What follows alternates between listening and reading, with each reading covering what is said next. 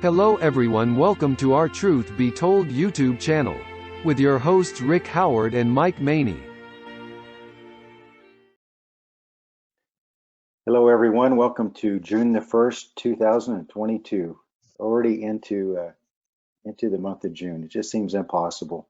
It does. It just a little over 2 years ago, we started our whole COVID experience together.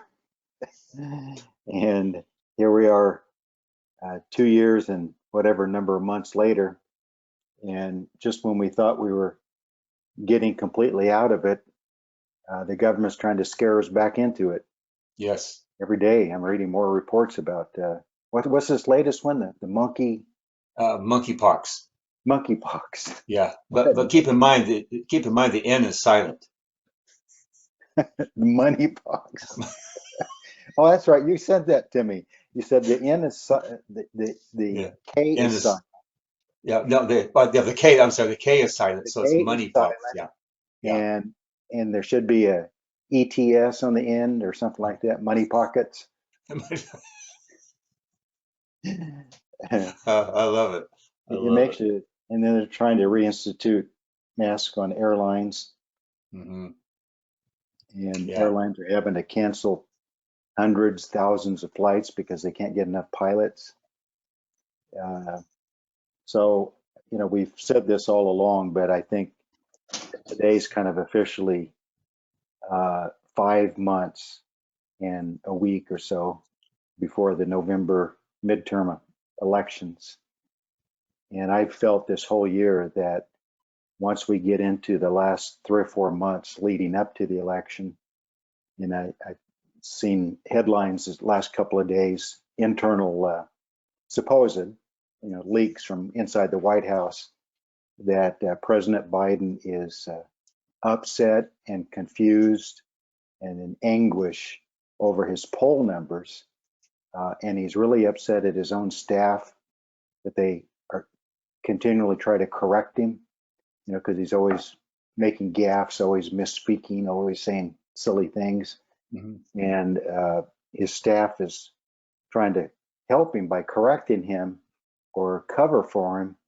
And that's made him mad because he said, that makes me look worse than if you just let it go. And he said, I've been this way most of my political career, and people just kind of shrug it off, say that's old crazy Uncle Joe, that's just how he is.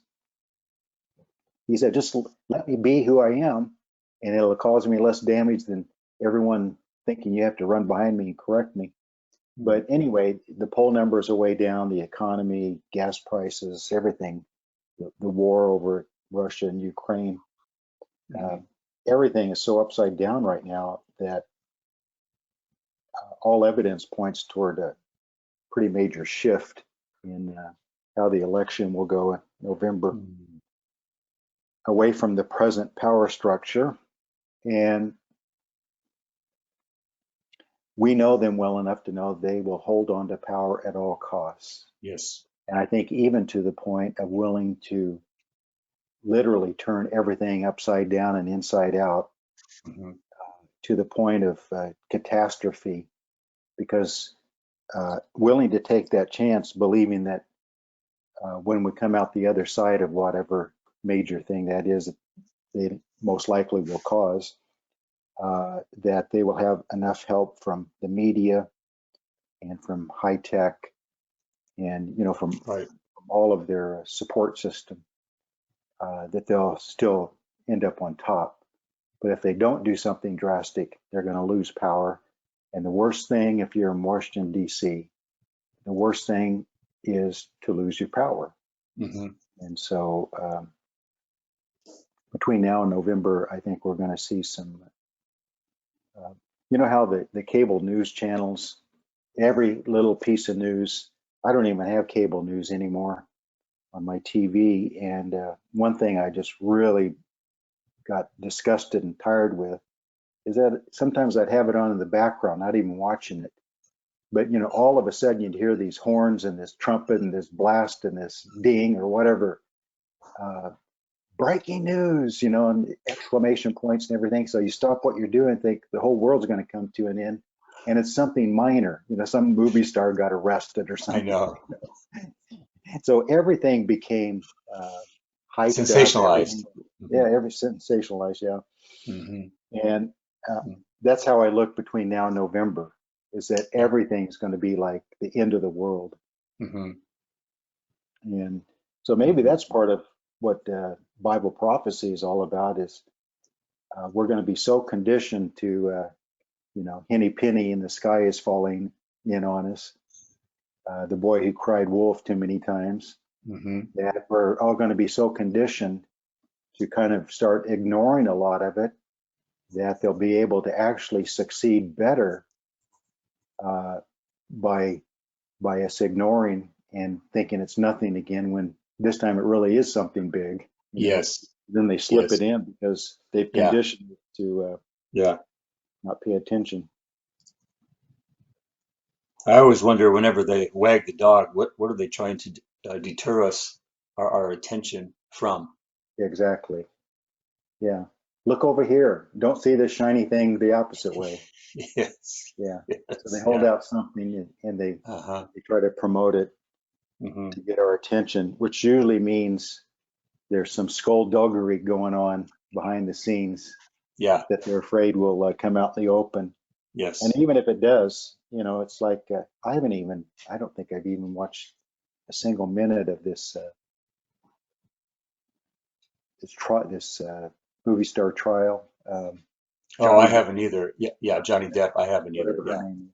Yeah. But I do see, like on my computer programs on my phone and things, these headlines pop up. They try to grab my attention that way. Uh-huh. And almost every day, it's something about the trial. Get the Yeah. latest, Yeah. shocker today. You gotta watch this, and I never Yeah. do. It's just a waste of time. It's yeah. But uh, I've heard some pretty serious news commentators make statements like, what a shame that America is going down uh, the cesspool, and yet on truly major things like the economy and wars and everything. Hmm. And most Americans are obsessed with the stupid trial that doesn't make a Yeah. hill of beans difference. Yeah. Yeah. Uh, That's intentional. but it's intentional. Yeah, it's Hmm. intentional. They're Yeah. promoting it as major headlines Hmm. so that we'll be ignorant of what's really going on behind the scenes. Hmm. Anyway, back to business. Today is June the 1st, 2022. This is Truth Be Told. Mike Maney and Rick Howard. Today we're going to get to about 95, which is about not abnormal at all for June the 1st. Hmm. How are temps up in Missoula, Montana? Right now it's 62 on my computer. I think it's supposed to get a little bit warmer today. I don't know if we'll hit 70. We've been having a lot of rain, Mm, just a lot of I rain. saw a picture. I don't even know if it was a week ago.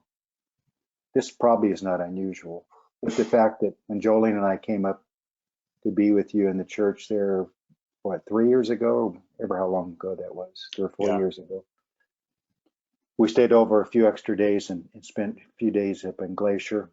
And that was the end of July, 1st of August, Mm-hmm. and it was beautiful. But I saw pictures from there about a week ago of the Going to the Sun road, Mm. and there was like 12-foot piles of snow on the side of the road. So I guess is that road not open yet, or they try to? I Is it? haven't heard whether it is, but they usually go in there and they blast the snow out of there to try to clear it. I think I read somewhere it's often not until mid-June or something when they finally open Mhm. it, or Yeah. close to the 4th of July or something. Yeah. And then now it's by reservation, as I understand it. You can't Oh, just go is it? driving in there. Yeah. Well, Things have when we were changed. there, we were there before COVID, Uh-huh. and it was packed. Hmm. The first day we drove up from Missoula early that Monday morning Hmm. after being with you all weekend, and we got up there like at 10 a.m. Mm. Uh, and we made the whole trip through the park. Could not find one parking place in the whole park. Didn't Wow. get to stop and look at anything. Stop and go all over the going to the Sun Road over the pass, Mhm. and it was so bad that once we got over the pass and drove a little ways, we decided we don't want to come back that way and face that again. Mhm. So we took the long way around. We made that big loop, whatever that is. It's a little bit south of the park, outside the park, Mhm. and loop back around because we were staying outside the whatever that would be, the west gate. And well, of course, what we didn't know is that was about 2 or 3 times the mileage, but we thought, yeah, but at least we'll be driving full speed. And what we didn't know is not living in northern states, we did not realize that there are so few good weather months for them to do all the road construction. So we must have had to stop a half a dozen times for road construction. And then there were like miles and miles of the main road that was just, they'd taken the asphalt off and it was just gravel and dirt. So you drive along like 20 miles an hour, per So mile. you ran into our other season, So winter and road construction. so from the far side of the park back the loop around to the other side of the park, which I think normally would be a couple hour drive, was like 5 or 6 hour drive. We got back late that night, couldn't find a place to eat. We thought, if this is our experience in Glacier National Park, we're never coming back. But the next couple of days, we learned from that. Next couple of days, we got up before right at sunrise, went into the park anywhere we want, see anything we want, and just had a blast. Just loved it. Yeah, yeah, But you just have to beat the crowds. you do. Yeah, I remember one year we drove going to the Sun Road, and it just was too tense for me. I was just nervous because I don't like heights. Well, yeah. So another year, then we took the bus. You know that Oh, you yeah, that bus. Yeah. that big bus, and that was much much better. Yeah, there's real steep drop-offs off the side of the road, and they're Hmm. narrow lanes and Hmm. traffic everywhere, people everywhere. Hmm. And with my inner ear disease that I have, your senses get overwhelmed easily, and your sense of stability, you're easily uh, knocked sideways as far as Hmm. just your your stability. And Hmm. so when you're close to like an edge of a cliff, it's almost like a powerful force is pulling you over, Like and you're you, and being you can pulled in. hardly, Yeah, yeah, you yeah, can hardly fight against it. yeah. I So don't let's like get that feeling. Yeah, that's because we're old now. that has nothing to do with it. So let's get into our session number 56, right? Yes. 56. Uh-huh. You Yes. said we're still at 71 subscribers. So we didn't gain any this last week. No. Okay, you So, people, tell your friends and neighbors. yes, yes. Bribe them if you have to. Our goal is to reach, like 5,000 so we can start making a dollar or two off this. Yeah, yeah. Of course, you know It's what they're never saying. in our lifetime. Our audience is saying, look, we'll reach 5,000 subscribers when you guys get out of Exodus 19.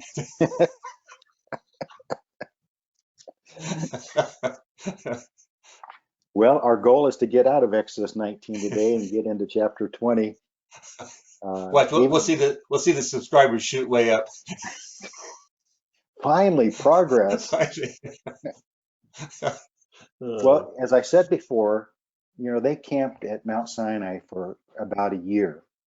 So we haven't been in Exodus 19 near that long. not even close. So we've talked about some real interesting uh, concepts that are brought into the New Testament from Exodus 19, such as the trumpet, the Mm, voice of God, how it ties into the return of Christ. Last week we talked a lot about the Kahal ecclesia connection and how that concept is given to us in Exodus 19 and into Deuteronomy especially. And today we're going to kind of summarize a little bit of chapter 19 and get into chapter 20, the giving of the 10 commandments. I don't think I specified it last time, but I did mention I wanted to let people know where we get this from, the details of, I think we mentioned that Moses went up and down Mount Sinai 7 or 8 times, and 3 times in this one chapter. And I wanted to show that quickly, just in case people think I'm making it up. So in 19:3, Moses went up to God. So he's up on Mount Sinai. And the Lord called to him from the mountain and gave him these promises in verses 5 and 6. At the end of verse 6, God says, "These are the words which you shall speak to the children of Israel." So Moses came. So where'd he come to? Back down the mountain to talk to the people. So Moses came and called for the elders of the people and laid before them all these words which the Lord commanded them. That's when they all said, "All that the Lord has spoken, we will do." So here's number 2. So Moses brought back the words of the people to the Lord. So he's back up on Mount Sinai. Just him and the Lord. And the Lord said to Moses, "Behold, I come to you in a thick cloud. You may hear when I speak with you, believe you forever." So Moses told the words of the people to the Lord. So he brought back the message of the people to the Lord. Then the Lord instructs him about the sound of the trumpet and what's going to happen the next few days as they get ready for the famous third day. And then it says, after verse 19, when the blast of the trumpet sounded long, became louder and louder, Moses spoke, and God answered him by voice. Then the Lord came down upon Mount Sinai on the top of the mountain, and the Lord called Moses to the top of the mountain, and Moses went up. So there's the third time, just in this one chapter. The Lord said to Moses, "Go down and warn the people, lest they break through to gaze at the Lord." And that's when he gives them, verse 25, Moses went down to the people and spoke to them. So up and down 3 times. Whether it was complete down, all the way down, partial down, doesn't matter. He went to the top, just him and the Lord, 3 different occasions in this one chapter. That's kind of interesting. I don't know if that ties into your idea of 3 days. Yeah, be ready for the third day. So I had him go up and down 3 times. Yeah. There are no coinkydinks There are no quickenings. in the Bible, especially when it comes to numbers, especially in a prophetic kind of vision setting like this. God speaking, numbers play a really important role and are there for a particular purpose, of which we often miss their purpose because we're not really thinking along that line. But in the Bible, anytime you come across the number 3 or 7 or 12, pay special attention. Yes. Yeah. And I know to the Jewish observers, the observant Jews, when he received the laws, especially interested, they're interested in that because that's the giving of the law, of course, what they focus on. And then I think Pentecost was somewhat of a duplication of that event. Yeah, much the same kind of sights and sounds. Anything else from chapter 19 that we should bring out? Probably so, but I think we've hit enough of the high points that we at least, I think, are instilling in people who watch this or listen to this the importance of that chapter and the importance of studying it, thinking about it, reading it, preaching from it. There's a lot in Exodus 19 that needs to be brought out. Well, you have a series that you started, I think you said 10 years ago, a number of years ago, on pivotal chapters. And I'm wondering if Exodus 19 might be a pivotal chapter in the Old Testament. If I did, I think I have, what'd you say? You counted them up for me, 13? 13. 14 or something. I have pivotal chapters from the New Testament that I need to go over and revise before I send them out. Maybe you would be so kind to put them in a book, but Oh that'd be yeah, a pretty thick book because they're pretty detailed. So I don't know if yeah. that'd be feasible. But maybe if I, sold them instead of gave them away, then I would separate each pivotal chapter as a different book, so I could sell 13 There you books. go. Yes. Well, Nice. these big Protestant pastors are Oh, always writing and selling books, I know. Them and and former presidents.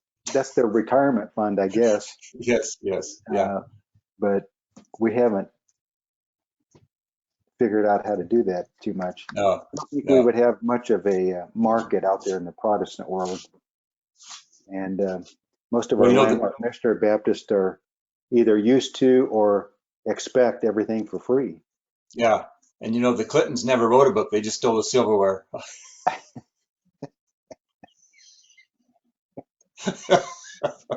Mike, you're going to be getting a knock on the door in the middle of the night.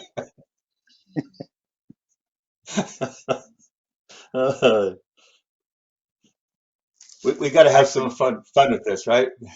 I'm trying to remember what it was. I think it was Bible related, believe it or not. You know how we often talk with our family of how that we're just having a general conversation and about a particular product or subject, and all of a sudden ads will start popping up on our phone about that product because it's listening to us. I Yeah. swear, yesterday I think I was just thinking about a particular kind of rare subject. I forget what it was now. And this morning I saw an ad on my phone about that, and I hadn't even written it down or spoken it out loud. So they're actually reading my mind. Now that's scary. That is scary. That's scary. Oh my. So we get into chapter 20, the giving of the Ten Commandments, and the Lord both spoke them, it says in chapter 20, verse 1, but he also wrote them, didn't he? As the Hmm. Bible says, he wrote them on the two tablets of stone with the finger of God. So, uh, how literal do you take that? Did Moses actually see the finger of God writing the words on the two tablets of stone? Or did the words just automatically appear? And that's just a figure of speech that, to say that it came directly from God, written by the finger of God. Um, I don't know that we know for sure either way, but it's just kind of interesting language written by the finger of God. But evidently Moses heard God speak them as well as seeing them being written Hmm. on those two tablets. And so we have the famous Ten Commandments. I know you've done studies on them. You may want to share some things. They're also called the 10 words, the Decalogue, 10 words, because most of them may have just been a single word Mm. with a negative in front of it, like uh, commandment number 6, thou shalt not murder, may just actually be the word for murder with the negative in front of it, Hmm. not murder. But to smooth it out in translation, you say thou shalt not murder. Same thing, like eighth commandment, thou shalt not steal, may have just been the Hebrew word for steal, and then with the negative in front of it, uh, not steal. So many of these could be summarized literally by one word. But be that as it may, some of them took more than that, of course. And the first, what would you say, the first three especially are toward God, our Hmm. relationship with God. Hmm. And then the last six uh, is our relationship with each other. So vertical, the first three are vertical, Hmm. and the last six are horizontal. Hmm. And then the fourth one keeping the Sabbath is both, because it's intended to be vertical of deepening our relationship with God on that day of rest and deepening our relationship with our family. So that one is kind of ties both groups together and is intended for the good of our relationship with the Lord and with our loved ones. So the importance of the Sabbath was a big deal for Israel. I have an interesting side note. Yeah. There's a Hebrew word, I think you pronounce it yerah, and it's quite often translated as fear. But when you begin to break it down, the idea is a flowing, like the flowing of water, or the flowing of a teacher's finger in the air when he wants to emphasize something or point out something. And so what's interesting is, because it's tied into teaching, here we have God's finger involved as he lays out his instruction to his people. I thought that's an interesting thought there. Maybe I'll bring more on that next time. Well, that's interesting you bring that up.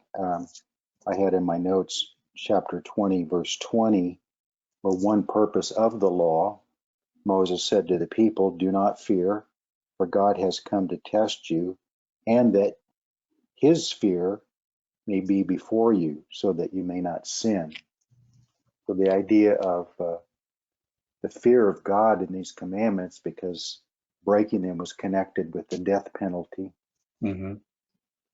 So part of the purpose of these commandments is that the fear of God be instilled in them to help as a preventative, to think twice about breaking one of these laws, because it could cost me my life by breaking them. So there's a real, there's a real purpose in laws in general, even like our nation. One purpose of laws is to fear the consequences, either in a fine or being put into jail, public embarrassment, personal shame, having a record of that that might follow you the rest of your life, hurting your chances to get a job, or other things. So laws are intended to serve as a deterrent in many cases. And that was part of the purpose of the 10 Commandments. And we've probably said in the past that these 10 are a summary. They're not a summary. These 10 are an extension, a further commentary, if you will, on the 2 great commandments. So the 10 Commandments, as we said, the first 3 are directed us toward God, has to do with the first great commandment, love him with all your heart, soul, mind, and strength. And then the last 6 have to do with the second great commandment, love your neighbor as yourself. And then from these, you have the 613 laws, the totality of all the laws, that are a further breakdown of the 10 Commandments. So all of the various laws you read are kind of all further breakdowns or explanations, finer points connected to the 10 Commandments. So they kind of build on each other. So that's why Jesus said, if you keep the 2 great commandments, if you truly keep them, then you don't have to worry about any of the law. You've kept the whole law. Yeah. So it's good to have details of all the laws, but if in your heart you're able to keep the 2 great commandments, you have kept the spirit of the whole law. So it's kind of an interesting way to look at it. And then the fourth commandment, the Sabbath, is the bridge that connects both of those together. It's intended to enhance the two great commandments or the other 9 commandments in your daily life. I do like, if we can go over to Deuteronomy 5, is the retelling almost 40 years later of the 10 commandments, and it gives more details, and it kind of comes back to this idea of fear again. Deuteronomy 5, Moses called all Israel and said to them, "Hear, O Israel." There's that Shema that comes up so often. Listen with the intention of obeying. Listen with the frame of mind of putting into practice. Yes. And so, hear, O Israel, the statutes and judgments which I speak in your hearing today, in order that purpose is that you may learn them and be careful to observe them. That's really the idea of Shema, is learning and obeying, observing. And so it's interesting, this chapter 5, verse 1, it seems like all Jesus did in that second part of the Great Commission is to just rephrase this verse. Yes, that's really exactly the restatement of Deuteronomy 5:1. Yeah, I mean, after all, he was speaking to Jews. Was he really? I thought they were church. Yes, yeah, yeah. So they would be well versed with this, with no doubt. So you think in their mind, Deuteronomy 5:1 would pop up immediately? I would think so. Yeah, I would think so. And then it says in verse 2, the Lord our God made a covenant with us in Horeb, which is Sinai, of course.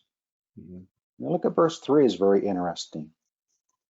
The Lord did not make this covenant with our fathers, but with us. Why is that? Well, it's because of what? Galatians 3:17 and 3:19. The law was added 430 years later to the Abrahamic covenant. So when he says the Lord did not make this covenant, this particular covenant at Sinai with our fathers, but he did make a covenant with our fathers 430 years before Sinai. So it's showing, and this is where, if you really want to know, if you really want to trip most people up, including most preachers, including probably me, just ask them, what is the close connection, yet the differences between the Abrahamic covenant and the law covenant? How are they the same? How are they different? Now, in the largest sense, we simply again go to Galatians 3 and say, well, the law covenant was added to the Abrahamic covenant 430 years later. And then there are various verses in Colossians 2 and Hebrews 8:9, how that it was then taken away, removed, disconnected to a large degree. But the point of that is then to say the previous covenant, the Abrahamic covenant, was started before by 430 years later and continues after, because it's the everlasting covenant. Yep. But the law covenant was added and taken away.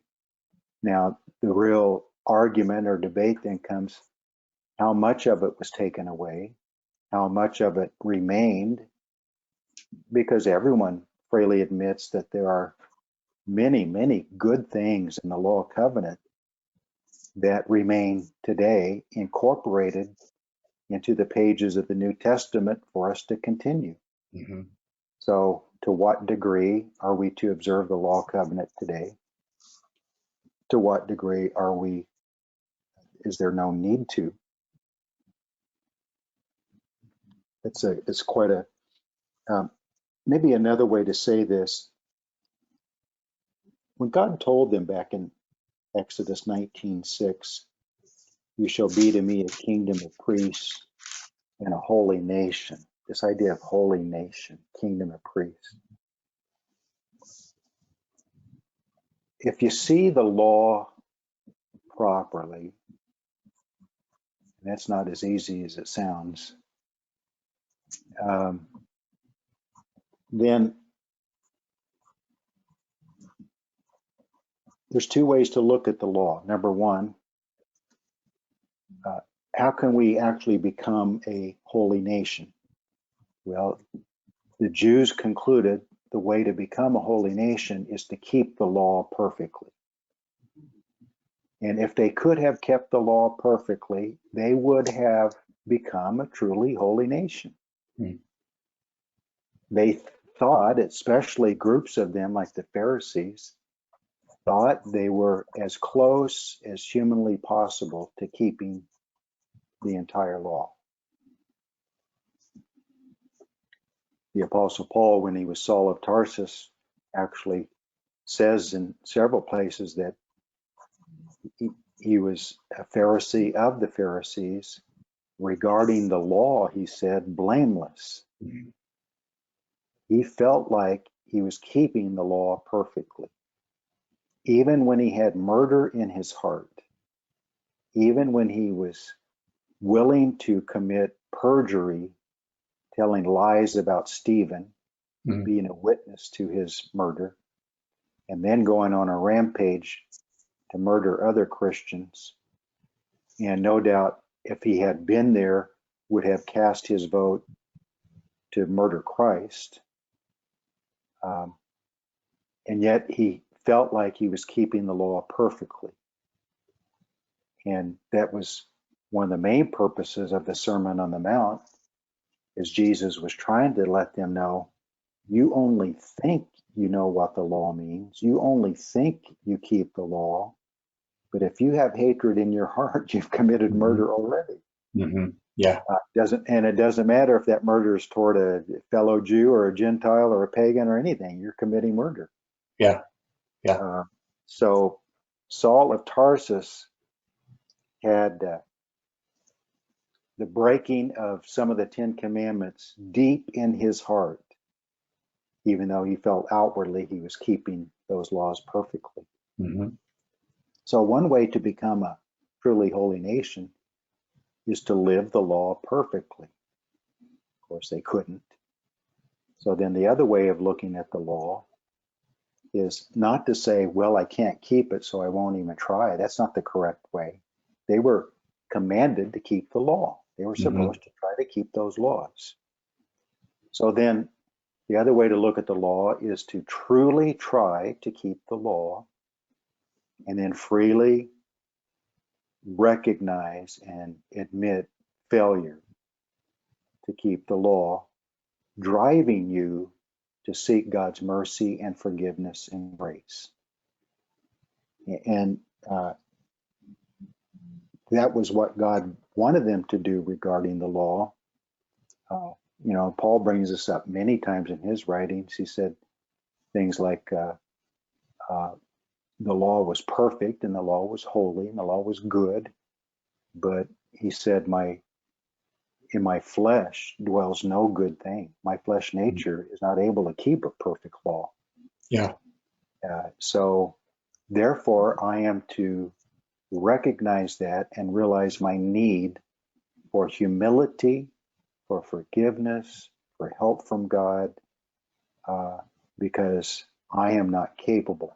So the purpose of the law, one purpose of the law, was to to back us up into a corner and force us to admit that on our own, we cannot please God without his mercy, grace, and forgiveness. What's interesting is they had someone closer than anyone else that they knew keeping the law right in front of them. And instead of recognizing it and celebrating Jesus' life and the model he was showing, because he hadn't broken any of the commandments, instead of celebrating that and saying to themselves, well, look, this guy, what we're trying to aspire to, so far he's come the closest. No, they were envious. They tried to, tear him down at every turn, so they couldn't even Which celebrate. showed how far they were from keeping the law, Yeah, truly. yeah, That someone did live it perfectly, and they hated him for it. yeah, So yeah. one That's way of good. looking at the law, one thing that's helped me through the years, because this whole subject of the law can be quite confusing. And I've heard all kinds of good and bad theories about the law. Hmm. Uh, but one way of looking at the law is this: it is the same way as looking at the Christian life today. What is the Christian? What is a Christian? First of all, people say that means to be Christ-like. Hmm. Okay, let's take that definition, Christ-like. Are you Christ-like? No, I'm far from being like Christ. But does the Bible teach that you are to want to be like Christ? Yes. How close do you get to it? Not very close. Okay, what conclusion should you reach? I really need God's help. I need his forgiveness. I Yeah. mean, isn't the job of the Spirit, 2 Corinthians 3:18, to transform us into his image?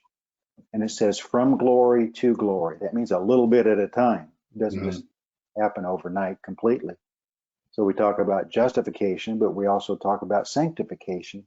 And we talk about sanctification is a lifelong process of being set apart from sin, from our, our old nature, and being set apart to become more like Christ. But do we ever get there? No, not even close. But should we still strive for it? Only by the grace of God, Hmm. not by our own efforts and by our own wisdom. But even with the grace of God, do we ever get there? No, not even close. The only time we'll get close is in the resurrection with our glorified body, when our old flesh nature is no longer a part of the equation. So when I try to explain the law by explaining the Christian life, that we are to desire to be as much like Christ as possible, at the same time admitting we can never get there completely in this life. Does Hmm. that mean we quit and give up because we can never attain to that which we are called to? Paul said that he has apprehended me. I want to apprehend that which he has apprehended me. Yes. Uh, he says, Romans 7 and many other places, he says all the way through, I haven't gotten there yet. That's what Philippians 3 is talking about. I haven't yet attained to that. Here he was late in his ministry, completely devoted to the Lord. Has anybody ever walked closer to Christ than the Apostle Paul? And yet he says in Philippians 3, I have not yet attained to that which I desire to attain. Hmm. Uh, Only on his deathbed did the Lord reveal to him, you made it. Hmm. But up until that point, even he wasn't quite sure, and he was willing to admit, I've got a long ways to go yet. So if you think of what God wanted from the law for Israel, is in many ways the same as he wants from the Christian life for his saints in the church today. Hmm. He wants us to manifest, to reflect the life of Christ to others. Hmm. And we know that we fall far short of it. Hmm. There's a verse that comes to mind. I just looked it up right now. It's really the proper beginning point, whether Jew or Gentile, and that's found over in Matthew 21:44. I'll read it in the New King James translation. And whoever falls on this stone will be broken, but on whomever it falls, it will grind him to powder. The first step that anyone needs to take as far as a relationship, the law or anything else aside, is to find that brokenness in order to come to a relationship with Christ. They needed to be broken, but they were so full of self-pride and, like you said, trying to be holy through their works, that they were resisting Christ and his life. And so we need to fall first at the feet of Christ. We need to be broken before we can have any relationship at all. And that's why the term circumcision of heart becomes Yes. so important, is because he's wanting them to know, and that's why the book of Deuteronomy is so important too. I call Deuteronomy the book of Exodus in New Testament language, because it covers many of the same things as the book of Exodus, but it says it in more of what we think of New Testament language, and it applies much of it more often to the heart. It shall be in your heart. Deuteronomy is fond of saying, and that's where it's mentioned, Deuteronomy 4, circumcision of heart.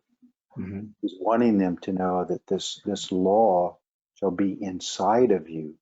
It's not just directing your outward actions, it's changing your heart.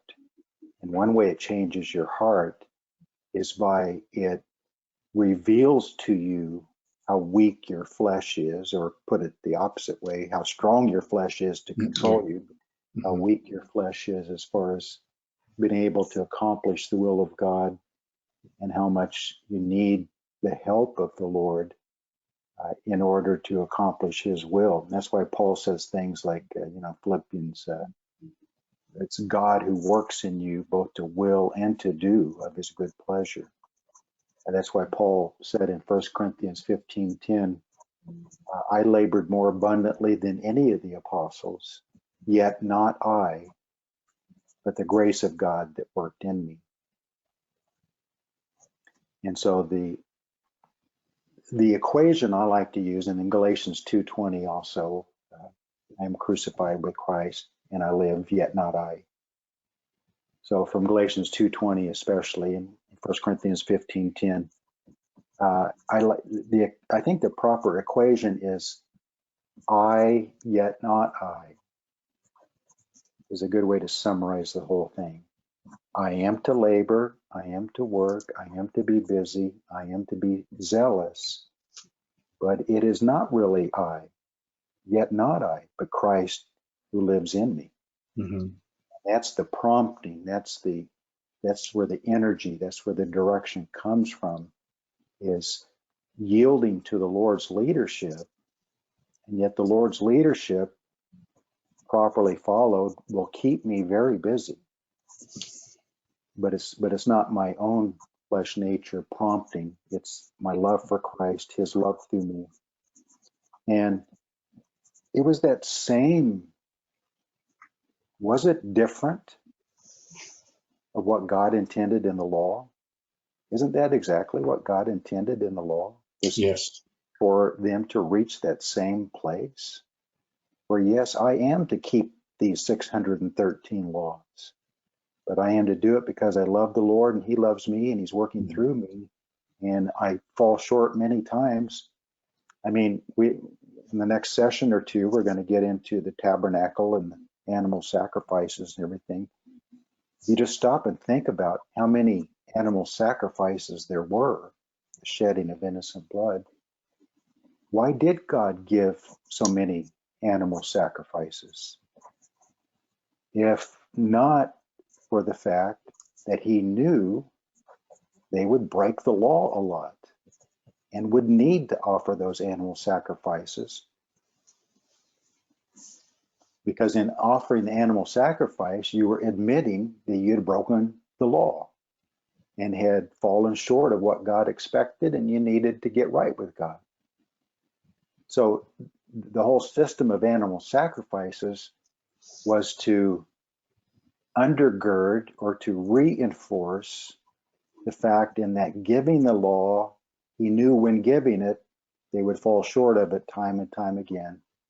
And thus the animal sacrifices would help in that process of letting them acknowledge in an open way, I have failed the Lord once again, and I need to get reconnected with him. Very similar to Catholic Saturday night confessional.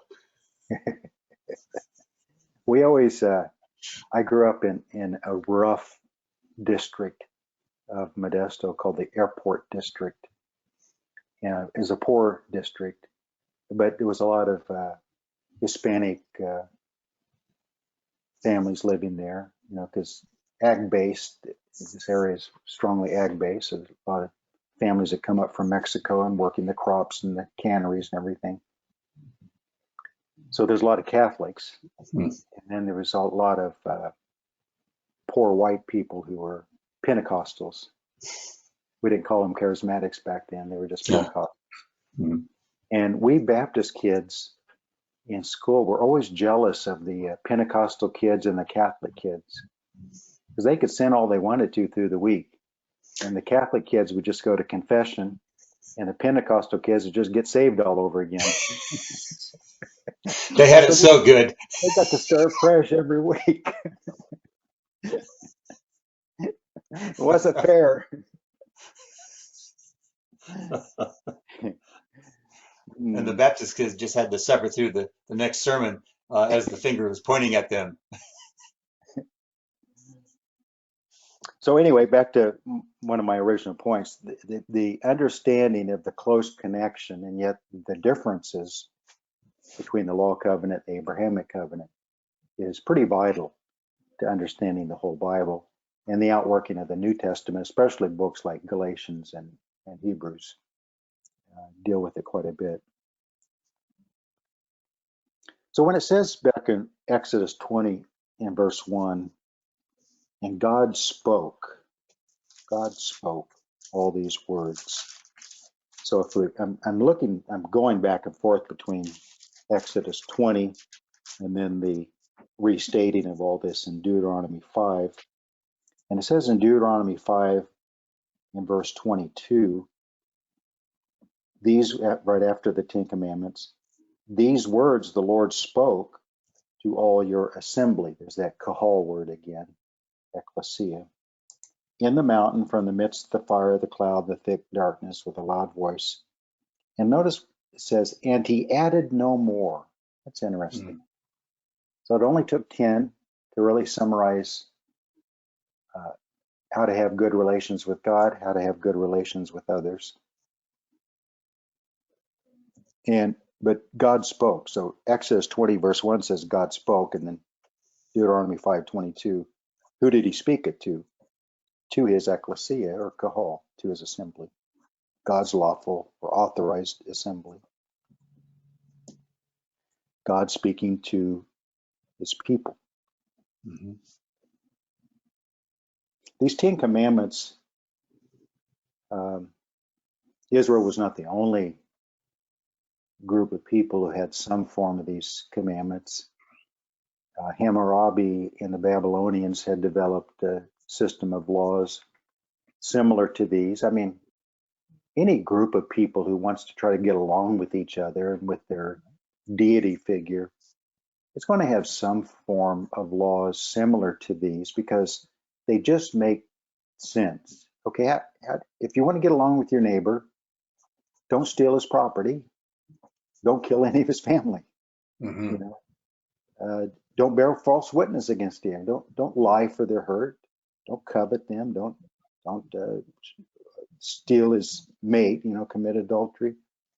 And if you want to have a good home life, honor your father and your mother. I mean, these just make common sense. Yeah. They kind of almost manifest themselves. Mm-hmm. If a group of people are just observant and will form some sort. So these 10 commandments are kind of we've called them the foundation for Western civilization, especially. Other cultures, not quite as much, but especially Western civilization that is more based on the Bible principles, has these as a foundation. Courtrooms, some still today, used to a lot, would have the Ten Commandments posted in the courtroom, because our whole legal system is basically built on the Ten Commandments, Mm-hmm. Mm-hmm. the laws that we have. You know, what people might not remember is that on the other side of the flood, there was a moral law, and that was instilled in humanity.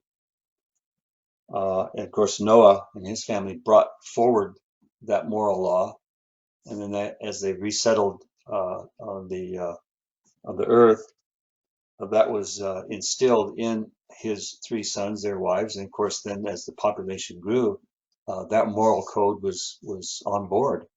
It was there to one form or another. And then, of course, they spread out and they took that with them. So we're not surprised to see this moral unwritten law, as it were, prevalent in society.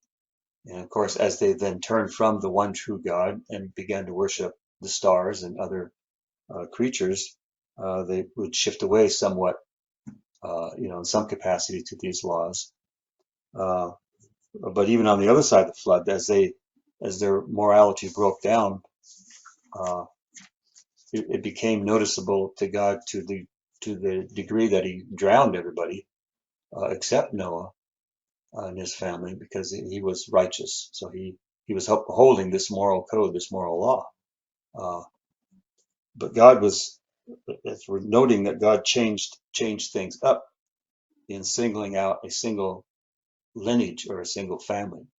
And Noah himself was the firstborn of his father, and then Shem would pick up the ball, as it were, and roll forward with it. Abraham was the firstborn, and so God has his eye on a lineage of people. We talk about the Lord giving the law to Israel. They were in line with this people, and so even Paul said that the Gentiles had this law unto themselves outside of the Mosaic covenant, that they had this law unto themselves because it was still there, this moral law, human to human type of infrastructure, as it were. So, but it broke down even within Israel. It broke down, and they distorted it, is what you're saying. They distorted it, and it became their savior.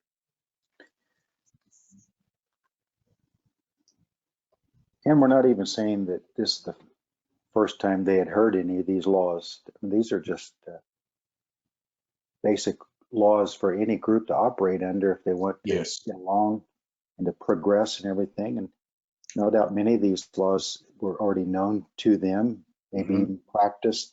But this is the first time they became like encoded as a national constitution, along with punishments attached to them, so that they were all put into a single group and provided the outline for an entire nation to live by, an official giving and official acceptance. Mm-hmm. They said all the words. And so when we go back to chapter 19 and verse 8, all that the Lord has spoken, we will do. So it's kind of a couple of levels of thought on that regarding the law and the laws of God, and applying to us today. That is a good desire to have. We all should have that desire that whatever the Lord says, we will do. But it appears they were saying it in a presumptuous manner, as if they thought they would be able to keep all the laws of God on their own. They didn't even say, we'll try our best and hope that God has mercy.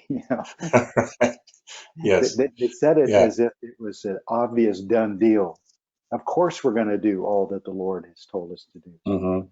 So today, we're to have that desire. We don't want to break any of God's laws. We don't want to disappoint Him at any time, but we should not presume that we're going to be able to do that. Actually, we Yeah. should presume just the opposite. Lord, I'm going to fail you many times. Please have mercy on me, knowing that I'm Y- weak. Yes. Yes. And then not even then use that as an excuse to fall short. Say, Lord, next time help me not to mess up quite that bad. Help Hmm. me to be a Hmm. little bit better. Uh, Yes. so we should never say, well, I'm not going to be able to keep it perfectly, therefore it's okay if I don't. No, it's not okay if you don't. Right. That's why we're to ask forgiveness when we do fail and ask God Hmm. for grace to help us do better next time. Hmm. And didn't Paul chase that logic in Romans? Oh, yes. All those verses that we get kind of tongue-tied reading in Romans 7. What I Mhm. should do, I do not. What I ought not, I don't. I do. I don't. I don't. I do. We start reading all through those verses and we think, I think I know what Paul's saying because that's the Uh, way I feel. Is that I get so confused about how uh, come I how come I know what yeah. to do and I don't do it? How Yeah. come I know what not to do and I do it? Yeah.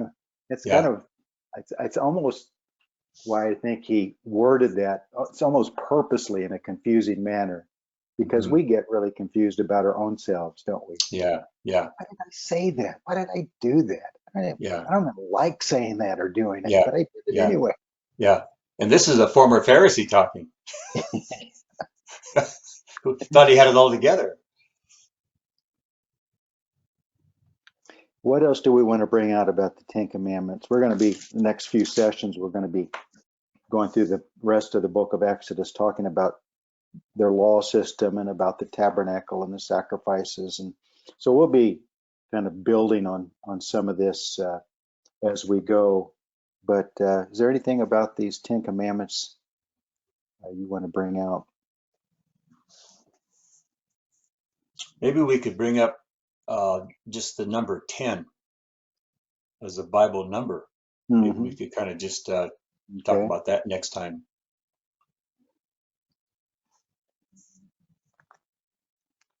Or maybe even the number 40, as Moses Mm. was gone 40 days. So, Yeah. The number of testing and trial. hmm, yeah, there's so much in this, isn't there, that we There really is. could, Like you know, we already read in Exodus 20 and 20 about fear. Do not fear, for God has come to test you. Those 40 days, 40 hmm, nights he was up on the mountain. Of course, they ended up building that golden calf, hmm, one of those trips.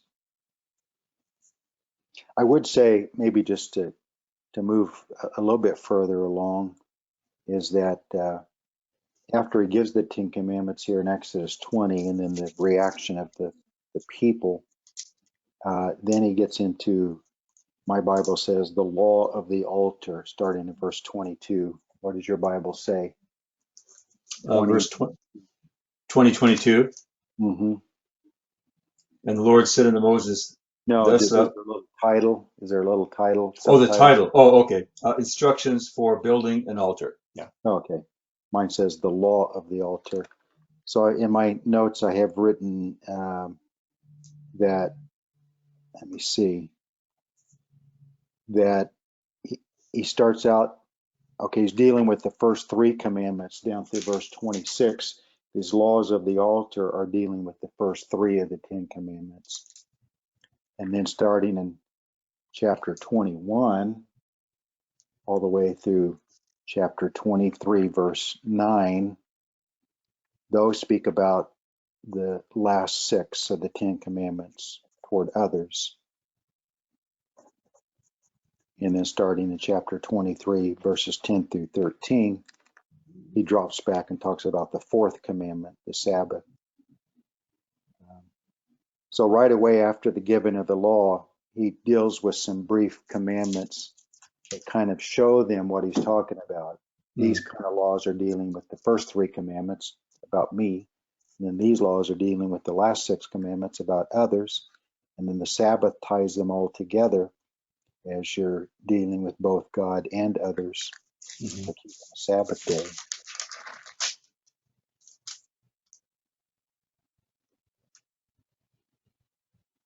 So maybe we'll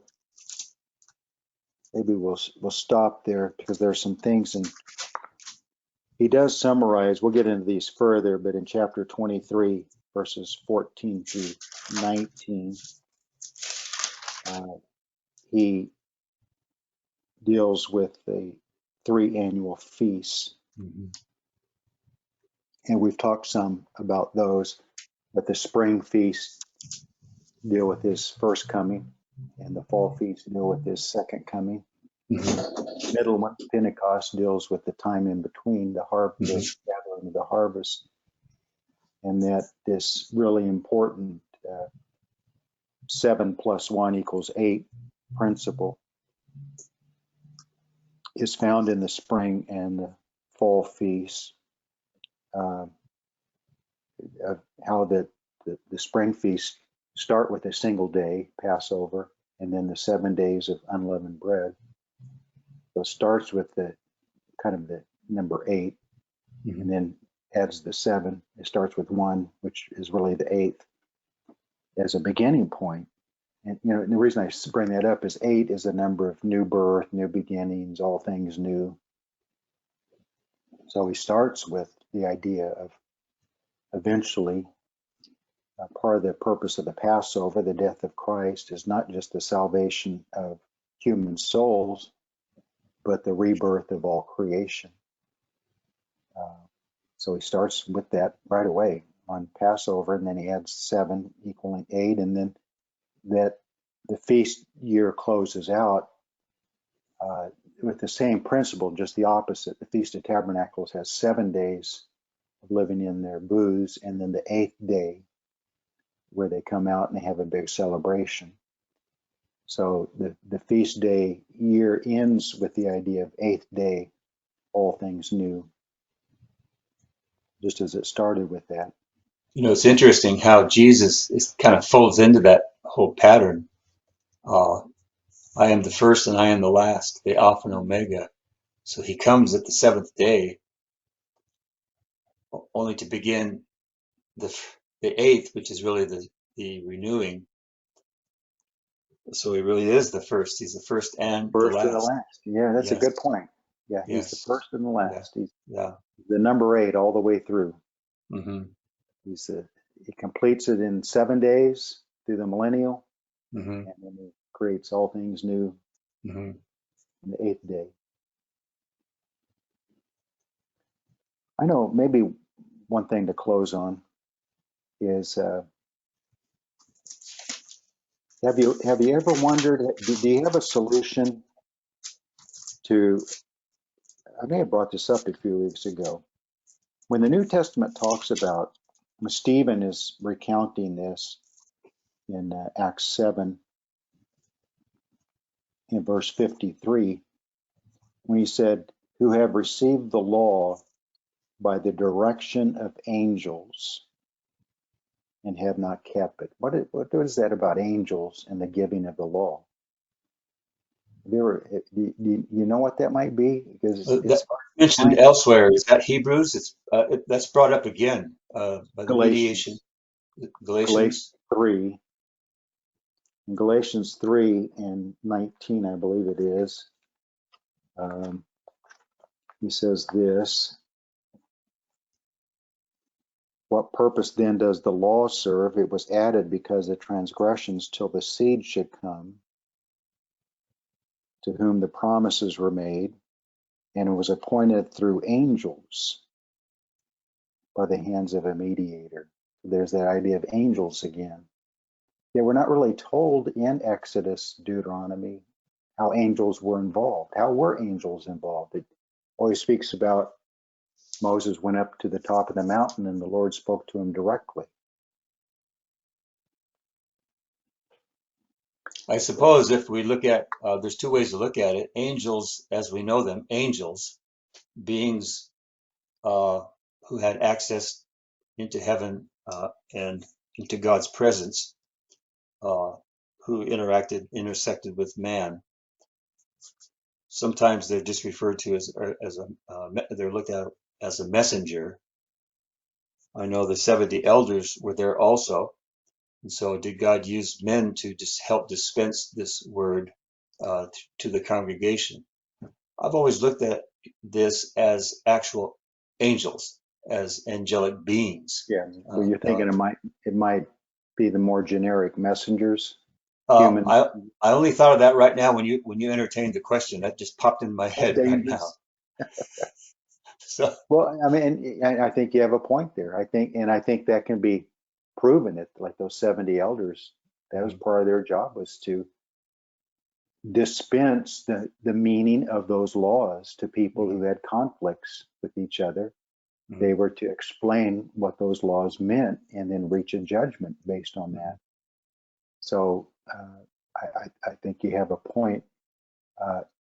Maybe another one I would point out back in Exodus 23. This might also have something to do with it. Exodus 23 and 20. Behold, I send an angel before you to keep you in the way and to bring you into the place I have prepared. Beware of him and obey his voice. Do not provoke him, for he will not pardon your transgressions. For my name is in him, if you indeed obey his voice and do all that I speak. So, and then it says in verse 23, my angel will go before you when you go into the land. We would probably say this angel is actually Christ, wouldn't we? I would think so. Yeah. Yeah. So when Paul is talking about by the direction of angels, and Stephen talking about angels regarding the law, we normally think of God speaking there as God the Father, but here it's almost as if God is introducing the Son to them. Christ in the law. So this gets into real deep, mysterious, mystical kind of things of Christ in the law. The same angel that showed up with Abraham? Yes. Among those three? And to Joshua. To Joshua?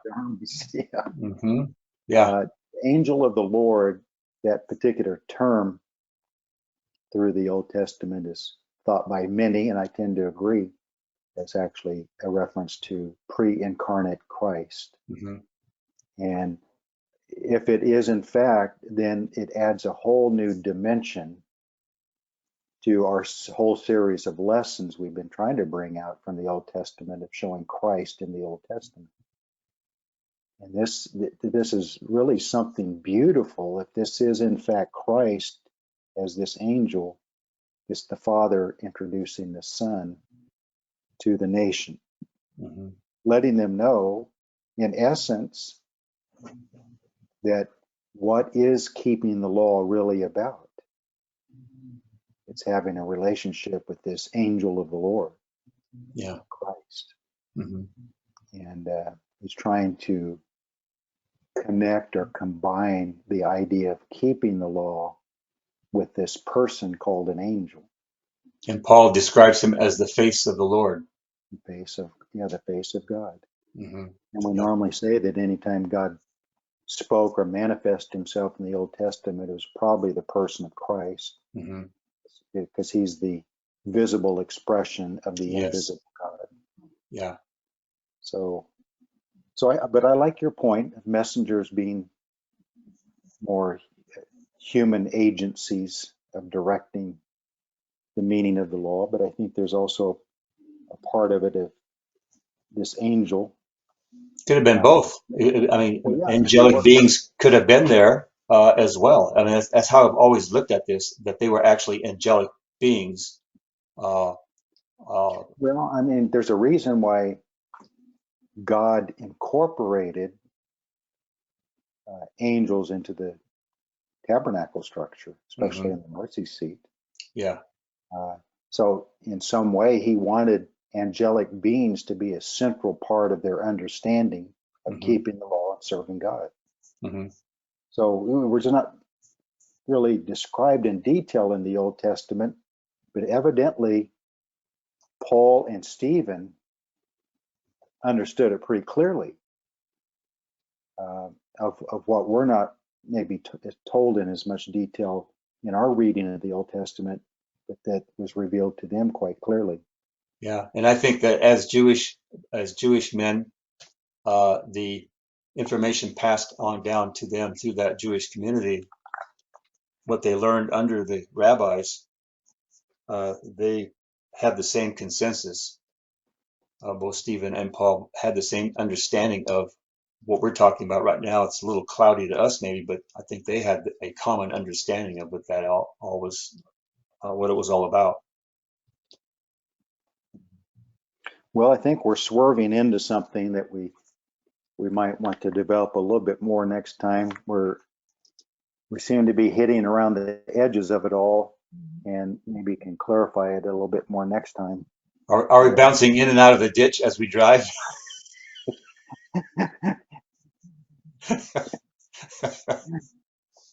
Well, I think we're hitting the ball close enough to hit some foul balls, but maybe not quite a home run yet.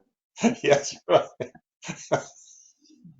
Uh, As so our you as want to our pick up the listeners, tabernacle? viewers, yeah, we'll start with the tabernacle next time, Okay. and Okay. sacrificing the priesthood system and all the importance, central role of that. But I just wanted to say, our viewers and listeners, uh, one good thing, or they might say not a good thing, is that obviously we are uh, working through parts of this. As we go through it, we're thinking through it out loud and Oh, not could you tell? necessarily all the answers. I hope it comes across as refreshing rather than a lack of complete preparation on our part. Yes. Yes. So we'll do that next session. And thank you for your time as always, Mike. And thank the Lord for what He's trying to teach us. We're getting old and we're slow to learn, but we're getting there inch by inch, Mm-hmm. and we're enjoying bringing these things out of the Old Testament that many people neglect and overlook and ignore, Mm-hmm. thinking it's not for us, it's just for Israel. But we're sure finding a whole lot of principles that are brought directly into the New Testament Mm-hmm. and these Old Yeah. Testament Yeah. stories. And even when we get to you referenced it, the feasts. Little did they realize that God was layering in a clock. To them, that was just we just need to show up to Jerusalem 3 times a year. But God is just layering all of this in, and they didn't even realize it because it takes a hindsight to see what He was doing now. How that Jesus was fulfilling these feasts along this clock or this timetable that God laid down. So it's very, very interesting. Well, I mean, if you want to spiritualize it all, in addition to the literal aspect of it, one way to summarize the purpose of God for us is He's trying to get us all to Jerusalem, Yes, yes, to His presence in the Holy of Holies. yes. Yeah, but He's trying to get us to the city of God, the city of the great King, Hmm. the city of righteousness, the city of Hmm. peace. Yeah. And He's trying to get us there, not kicking as we go.